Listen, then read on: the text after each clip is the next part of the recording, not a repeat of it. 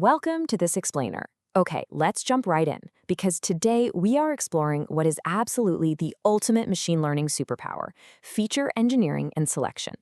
We get so caught up in picking the perfect, shiny algorithm, but it turns out how we actually represent our data is the highest leverage activity in classical machine learning. It is literally vastly more important than the algorithm itself. There's this really famous saying in the data science world: a good feature is worth 1,000 data points. And I know so many of you watching have felt this exact same frustration. You grab a data set, you pick a fancy algorithm, train it, and, well, the results are just kind of mediocre. So what do? We try an even fancier gradient-boosted ensemble algorithm.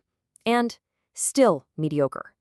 You spend days tweaking and tuning hyperparameters, right? And for what? Usually just a tiny marginal improvement. It happens all the time. And that perfectly illustrates the illusion we all fall for. We spend a whole week agonizing over hyperparameter tuning just to get a tiny little bump in accuracy. But the massive gains, those actually live in one good feature transformation. Someone takes that raw data, transforms it into better features, and suddenly, boom, a super simple logistic regression completely destroys your highly tuned, incredibly complex ensemble model. Transforming raw data is what actually wins the day. Section 1. The algorithm illusion. Representation matters. Because an algorithm can only work with what you actually feed it.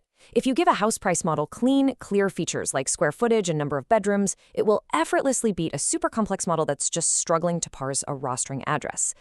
Let's cut through the industry jargon for a second. People usually say feature engineering is just, making new columns. But what it actually means is transforming raw data into representations that expose underlying patterns. You're making those patterns so much easier for your model to find. Basically, you're doing the heavy lifting so the algorithm doesn't have to. Section 2. Upgrading numerical features. So the very first thing to realize is that raw numbers are rarely model-ready right out of the box. Take standardization, for example. People casually say they're making the data normal.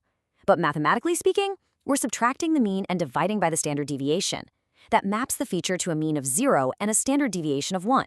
Why does this actually matter? Well, distance-based algorithms, like k-means or support vector machines, need features scaled to the exact same range. If they aren't, the model just won't treat all the features equally. And let's look at a couple of other absolutely crucial numerical upgrades. Log transforms are incredible for compressing right-skewed data. Think about things like income, population, or word counts. Log transforms essentially turn multiplicative relationships into additive ones. Then we've got binning, which takes continuous values and converts them into discrete categories. This is an absolute game changer when the relationship between your feature and your target is nonlinear but stepwise, kind of like grouping exact ages into broader age brackets. Section 3. Decoding categories and text. Now, machine learning models fundamentally need numbers, period, which means text and categories have to be encoded. Let's walk through one-hot encoding real quick. Step 1, identify your raw category. Let's say your color is red, blue, or green. Step 2, you create a separate binary column for each of those exact options. So is red, is blue, is green. Step 3, you just assign ones and zeros to the rows based on the color. This works beautifully for low cardinality features. But a quick warning here. If you have thousands of unique categories, this method will literally explode your dataset into thousands of columns. Which actually brings us to a really vital question. Does your model think green is greater than red? You see, people often use label encoding, which just maps each category to an integer. Red is 0, blue is 1, green is 2. Simple, right? But doing this introduces a false ordering. A linear model might mathematically assume that green is somehow greater than red. So the absolute crucial takeaway here is that label encoding is really only safe for tree-based models that split on individual values. Okay, next up we have target encoding. This means replacing a category with the average target value for that category. It is a highly powerful technique, but it introduces a massive risk: data leakage. People like to call it accidentally cheating, but what it actually means is using information during training that absolutely would not be available at prediction time. This gives you falsely optimistic results, and nobody wants that. Computing target encoding only on your training data and then applying it to your test data is basically the only safe way to do this. Let's shift gears to text features. If we have a simple phrase like "the cat sat on the mat," a basic count vectorizer just gives us raw word counts, right? The gets a 2, cat gets a 1. Pretty basic. But TF-IDF, which stands for Term Frequency Inverse Document Frequency, is so much smarter. It intelligently weighs distinctiveness. Common noise words across documents, like the, get a very low weight, but rare, distinctive words get heavily penalized if they're common everywhere, and a highly weighted if they're unique. It completely exposes the true underlying signal in your text. Section 4. Managing missing data. Look, real-world data is messy. It has holes, so let's rapid-fire through our deliberate missing data checklist. Sure, you can drop rows, but only if the missing data is rare and totally random.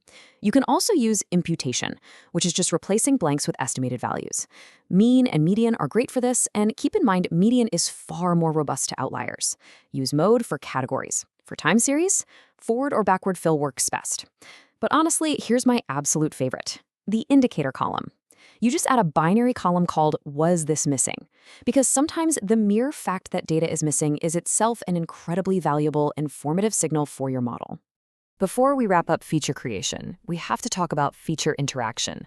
Things like height and weight alone are often way less predictive than their interaction. Think about BMI, which is weight divided by height squared. Sometimes the real predictive relationship is actually trapped in the combination. Using your own domain knowledge to interact and multiply the feature space can expose a vastly stronger predictive signal than the individual raw numbers ever could. Section 5. The power of feature selection. All right, so we've built all these amazing features, but now we have to shift to the editing room and address a super common misconception. More features is definitely not always better. Let's define it properly. Feature selection isn't just throwing out bad columns. It means deliberately removing features that add noise or redundancy and keeping only the ones that carry true signal about your target. Because irrelevant features increase your training time, and worse, they actively cause your model to overfit. Thankfully, we have several tools to ruthlessly discard what we just don't need. Pre-model filter methods include correlation, which drops redundant features. We've got mutual information, which measures how much knowing one feature actually reduces your uncertainty about the target, and a variance threshold, which just straight up drops features that barely change at all. Then we have model-based wrapper methods like L1 regularization, also known as lasso, which literally drives the mathematical weights of irrelevant features down to exactly 0. And the crucial payoff of all this editing is huge. Just 10 really good features give you a high signal that generalizes perfectly to new data. But if you drown those exact same 10 features in 90 noisy ones, you create a massive overfitting risk. A small, clean dataset almost universally beats a large, noisy one. Why? Because it physically prevents the model from memorizing useless, noisy patterns in the training data that simply won't exist in the real world.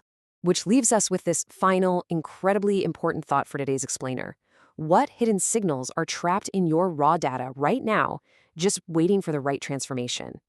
The algorithm? That's just the engine. Your features are the fuel. I invite you to completely rethink your data representation before you ever touch a hyperparameter or an algorithm again. Thanks so much for learning with me.